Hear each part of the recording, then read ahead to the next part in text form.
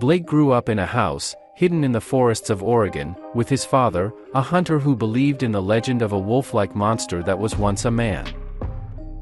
As an adult, Blake left those woods behind, but years later, he returns with his wife and daughter to collect the belongings of his deceased father. However, on the way to the cabin, they are attacked by a terrifying creature that leaves deep scratches on Blake's arm. Now, their home is under siege, and Blake begins to notice alarming changes in his body and mind. Every new werewolf film inevitably evokes a sense of déjà vu. The plot is familiar: the hero is bitten or scratched by a werewolf, and from that moment, his slow transformation into a beast begins. The creators can choose the genre: atmospheric horror, psychological thriller, or straightforward action, but in terms of events, there aren't many variations. To paraphrase a well-known saying, bite, transformation, death. The outcome is predictable, the route is familiar.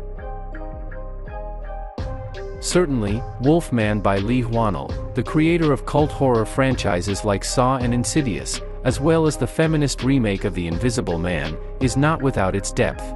The director drew inspiration from iconic horror films like David Cronenberg's The Fly and John Carpenter's The Thing, as well as the personal story of a close friend who died from ALS and the depressive experiences brought on by the COVID-19 pandemic, which locked people in their homes for months. Here, everything has meaning, and if you know where to look and what to search for, Wolfman offers plenty of interesting elements. But, alas, this doesn't make the film truly original or memorable.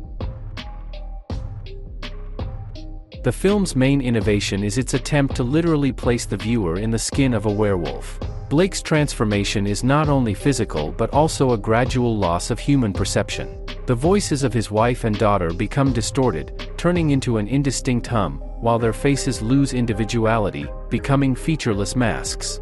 This technique is undoubtedly effective and allows the audience to feel how the hero loses touch with reality as his mind descends into chaos. This approach certainly deserves deeper exploration, as in Cronenberg's The Fly, but Wolfman remains, first and foremost, a predictable horror thriller where a fragile woman and a defenseless child face off against monsters. Additionally, the film suffers from logical inconsistencies. For example, why does the local monster remain in the shadows for years, only to attack with such persistence that it becomes impossible to hide? Whannell takes pride in, and has repeatedly emphasized in interviews, that the werewolves in his film were created exclusively using practical effects, with no CGI shots in their appearance. This is commendable, and the makeup artists of Wolfman deserve applause. But, unfortunately, great makeup and rich subtext aren't enough if, in the end, the film only raises one question: why should I listen to a story I've heard so many times before?